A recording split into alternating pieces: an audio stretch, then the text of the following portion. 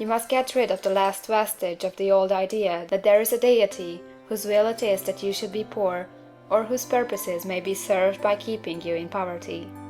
The intelligent substance which is all, and in all, and which lives in all, and lives in you, is a consciously living substance. Being a consciously living substance, it must have the nature and inherent desire of every living intelligence for increase of life. Every living thing must continually seek for the enlargement of its life, because life, in the mere act of living, must increase itself. A seed, dropped into the ground, springs into activity, and in the act of living produces 100 more seeds. Life, by living, multiplies itself. It is forever becoming more. It must do so if it continues to be at all. Intelligence is under the same necessity for continuous increase. Every thought we think makes it necessary for us to think another thought. Consciousness is continually expanding. Every fact we learn leads us to the learning of another fact. Knowledge is continually increasing. Every talent we cultivate brings to the mind the desire to cultivate another talent. We are subject to the urge of life, seeking expression, which ever drives us on to know more, to do more, and to be more. In order to know more, do more, and be more, we must have more. We must have things to use, for we learn, and do, and become, only by using things. We must get rich, so that we can live more. The desire for riches is simply the capacity for larger life seeking fulfillment. Every desire is the effort of an unexpressed possibility to come into action. It is power seeking to manifest which causes desire. That which makes you want more money is the same as that which makes the plant grow. It is life, seeking fuller expression. The one living substance must be subject to this inherent law of all life. It is permeated with the desire to live more. That is why it is under the necessity of creating things. The one substance desires to live more in you, hence it wants you to have all the things you can use. It is the desire of God that you should get rich.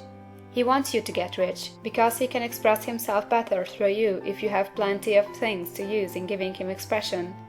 He can live more in you if you have unlimited command of the means of life.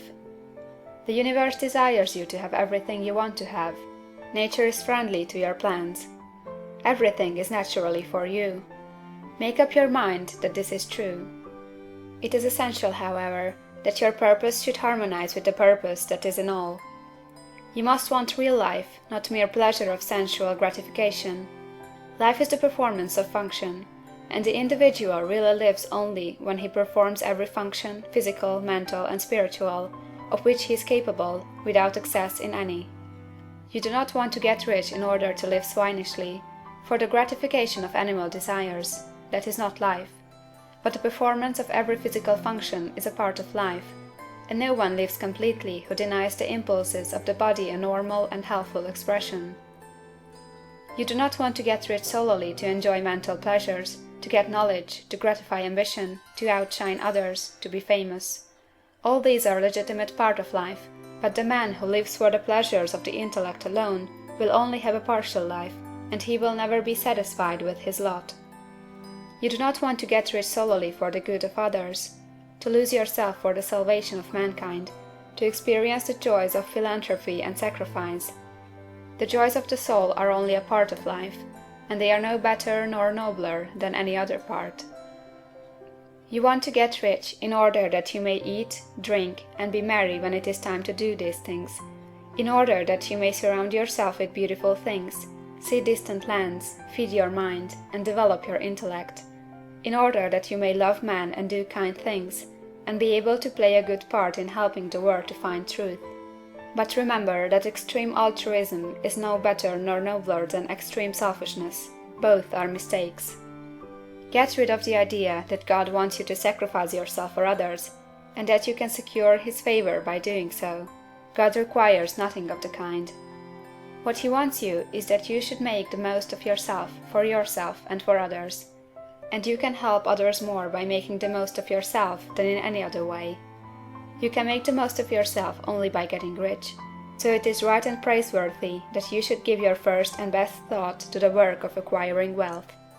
Remember, however, that the desire of substance is for all, and its movements must be for more life to all, It cannot be made to work for less life to any, because it is equally in all, seeking riches and life. Intelligent substance will make things for you, but it will not take things away from someone else and give them to you. You must get rid of the thought of competition. You are to create, not to compete for what is already created. You do not have to take anything from anyone. You do not have to drive sharp bargains. You do not have to cheat, or to take advantage. You do not need to let any man work for you for less than he earns. You do not have to covet the property of others, or to look at it with wistful eyes. No man has anything of which you cannot have the like, and that without taking what he has away from him. You are to become a creator, not a competitor. You are going to get what you want, but in such a way that when you get it every other man will have more than he has now.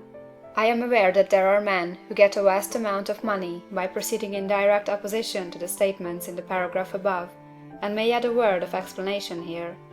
Men of the plutocratic type, who become very rich, do so sometimes purely by their extraordinary ability on the plane of competition, and sometimes they unconsciously relate themselves to substance in its great purposes and movements for the general racial upbuilding through industrial evolution. Rockefeller, Carnegie, Morgan, and others have been the unconscious agents of the supreme in the necessary work of systematizing and organizing productive industry, and in the end, their work will contribute immensely toward increased life for all. Their day is nearly over. They have organized production, and will soon be succeeded by the agents of the multitude, who will organize the machinery of distribution. The multimillionaires are like the monster reptiles of the prehistoric eras. They play a necessary part in the evolutionary process, but the same power which produced them will dispose of them. And it is well to bear in mind that they have never been really rich. A record of the private lives of most of this class will show that they have really been the most abject and wretched of the poor. Riches secured on the competitive plane are never satisfactory and permanent. They are yours today and another's tomorrow. Remember, if you are to become rich in a scientific and certain way, you must rise entirely out of the competitive thought. You must never think for a moment that the supply is limited. Just as soon as you begin to think that all the money is being cornered and controlled by bankers and others, and that you must exert yourself to get laws passed to stop this process and so on, in that moment you drop into the competitive mind, and your power to cause creation is gone for the time being. And what is worse, you will probably arrest the creative movements you have already instituted. Know that there are countless millions of dollars worth of gold in the mountains of the earth, not yet brought to light, and know that if there were not, more would be created from thinking substance to supply your needs. Know that the money you need will come, even if it is necessary for 1,000 men to be led to the discovery of new gold mines tomorrow. Never look at the visible supply, look always at the limitless riches in formless substance, and know that they are coming to you as fast as you can receive and use them. Nobody, by cornering the visible supply, can prevent you from getting what is yours. So never allow yourself to think for an instant that all the best building spots will be taken before you get ready to build your house, unless you hurry. Never worry about the trusts and combines, and get anxious for fear they will soon come to own the whole earth. Never get afraid that you will lose what you want because some other person beats you to it. That cannot possibly happen. You are not seeking anything that is possessed by anybody else. You are causing what you want to be created from formless substance, and the supply is without limits. Stick to the formulated statement. There is a thinking stuff from which all things are made, and which, in its original state, permeates, penetrates, and fills the interspaces of the universe. A thought, in this substance, produces the thing that is imaged by the thought. Man can form things in his thought, and, by impressing his thought upon formless substance, can cause the thing he thinks about to be created.